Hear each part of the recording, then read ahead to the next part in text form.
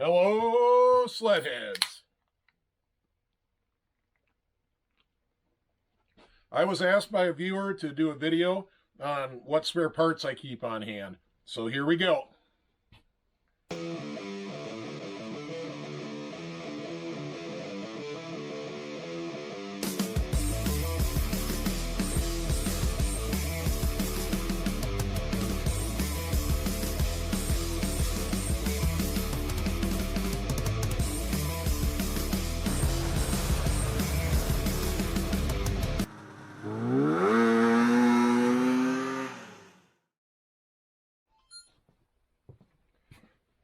Okay, sledheads. So I want to start out by saying that this is not a comprehensive list of every part I keep on hand. So this is meant to be a basic assortment of parts that I think everybody that's into old leaf spring and early Indy Polarises would probably want to keep on hand. There's probably more stuff that other people keep on hand. There's certainly more that I do. You know, I'm an opportunistic buyer. When I'm at a swap meet and I see a good deal on a part that I think I'll be using on a sled or I've used a few times, I'll usually buy it. So I'm not dragging out all those parts. I'm not dragging out the crazy contingency what-if parts. This is just the stuff that I seem to go through pretty fast. So I guess with that said, we'll start with maybe the odd man out.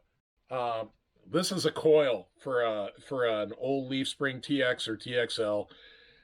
Sadly, I've been through 3 or 4 of these. They're really easy to check. You can ohm them out, find out if they're good or bad. I must be the most unlucky guy in the world since I have them fail on me. It's the only ignition part that I ever really have fail on these old TXs. The CDI boxes never go bad. Stators never go bad. Maybe the resistor caps once in a while. So I keep these on hand. You know, no big deal. And while we're talking ignition, I keep the NGK solid cap BR9 ESs on hand. And when I say I keep them on hand, let me just say, if you're watching this and you live near me, I'm keeping them on hand for myself. You can damn well go to the store and get your own spark plugs. I'm not trying to be a store here. I don't want to resell this stuff, okay? But this is what I keep. You can see BR9 ES. This is solid cap. The box is $31.94. I like the solid caps versus the screw-on caps for 2 reasons. Number one, the screw-on caps, sometimes the threads in them just erode away because the screw-on cap's aluminum, and then it gets stuck in your resistor cap, and what are you going to do? You basically have to throw the resistor cap away unless you can get a wood screw in there and catch it and get it pulled out or something. The second is, being aluminum, I've actually had some resistor caps that have like a wire crosswise that makes the electrical contact. I've had that erode in to where you can't pull it off of the aluminum cap. So I go with the solid caps. The solid caps have like a brass or a bronze cap that's permanently part of it. It never erodes away. It can't come loose. That's the way to go. If you disagree and you want to run the screw-on caps, go ahead. I don't care. All right. Enough spark plug talk. Let's get into fuel systems. So this is a Mikuni round fuel pump rebuild kit that fits most of the old TXs.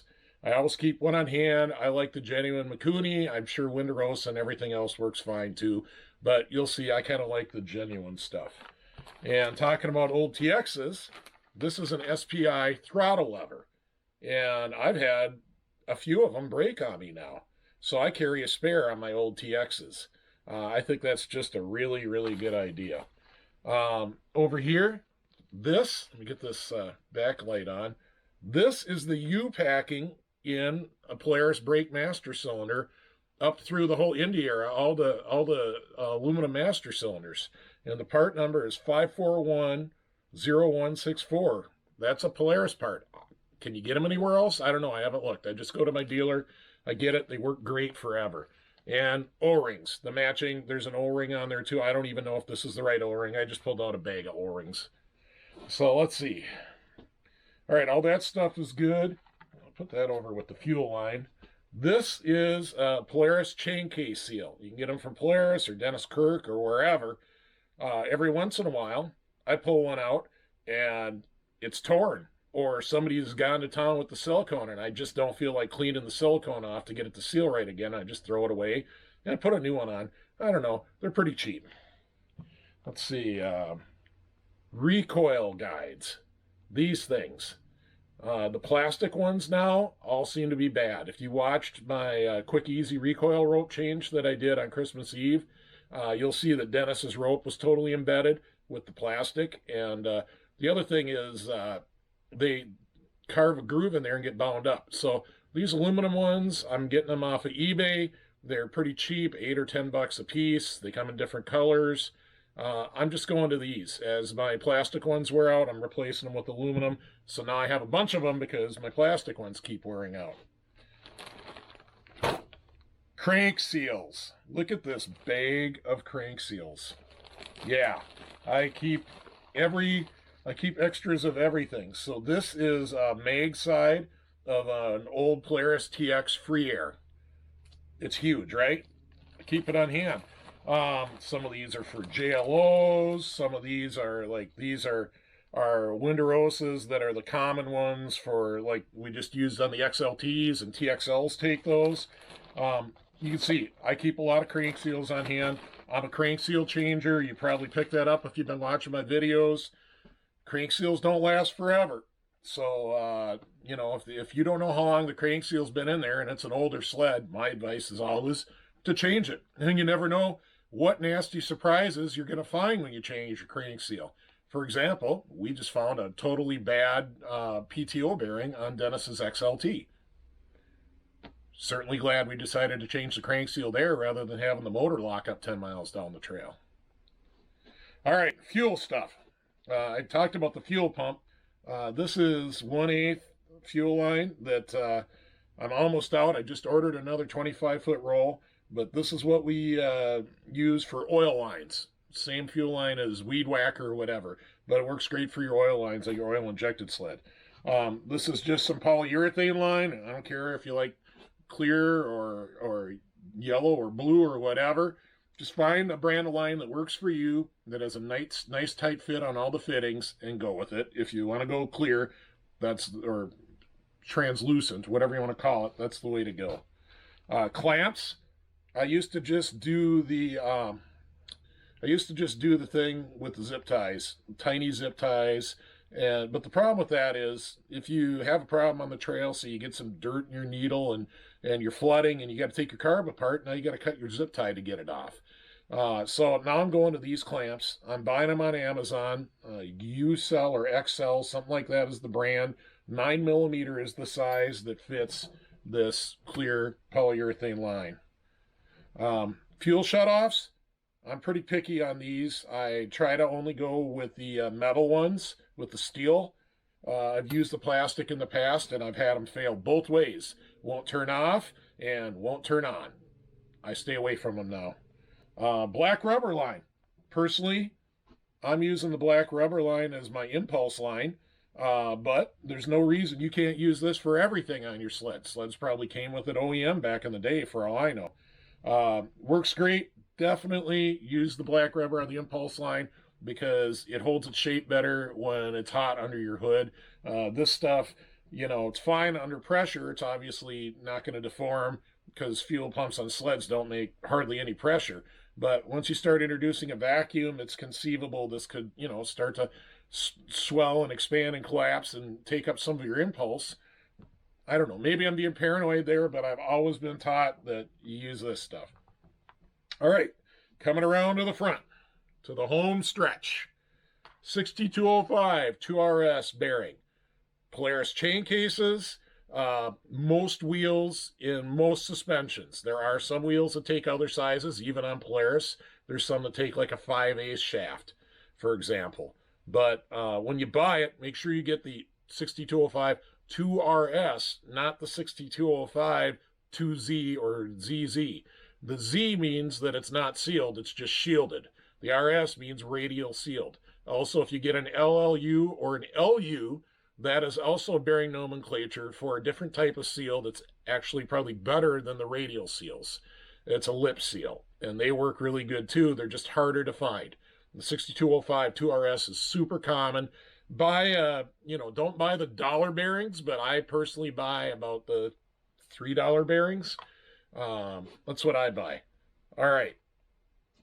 Clutch side of your jack shaft and your drive shaft. I use, personally, the SB 205-16s.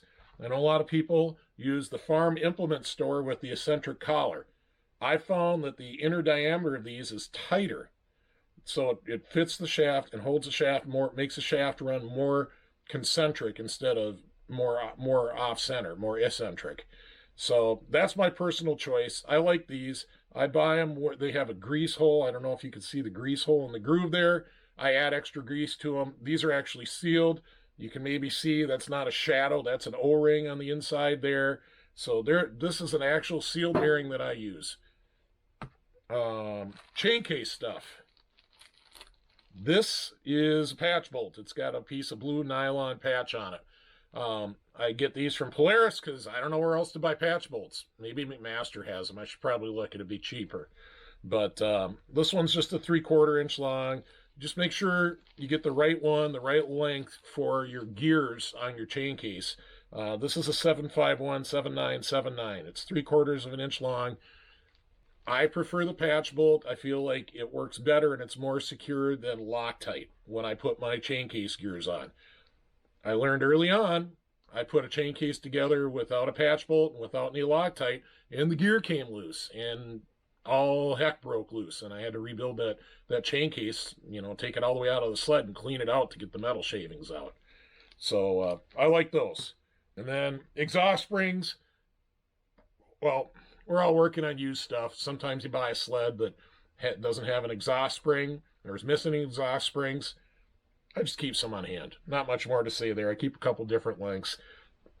If you got an XLT or a triple, this is the longer spring that goes at the outlet pipe, basically. And then this is the more common one that's everywhere. All my TXs, XLTs, everything, usually connecting the main pipe up to the head pipe on the motor.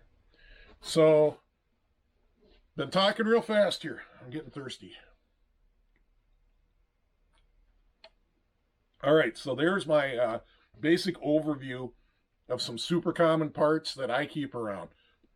If you got other stuff that's in your list of common stuff, please post it up in the comments. If you think I'm crazy and I'm keeping too much stuff, you can tell me that too. I don't care. I do what I do. But anyways, let me know what you think. And if you think I missed anything or should keep something else in stock. But this is just kind of my experience from working on sleds for a long time. This is the stuff I burn through really fast. Thanks for watching. Oh, and please subscribe if you haven't subscribed yet. There's a lot of people watching these videos, roughly half, that don't subscribe. And when you subscribe, when you give it a like, and when you leave a comment, these are the things that trigger the algorithm so that it'll share the video with more people.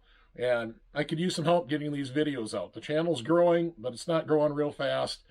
You could definitely help me grow it faster by subscribing and liking. And if you're on some social media and you want to post a link up to one of my videos, that's great too. So thanks for watching.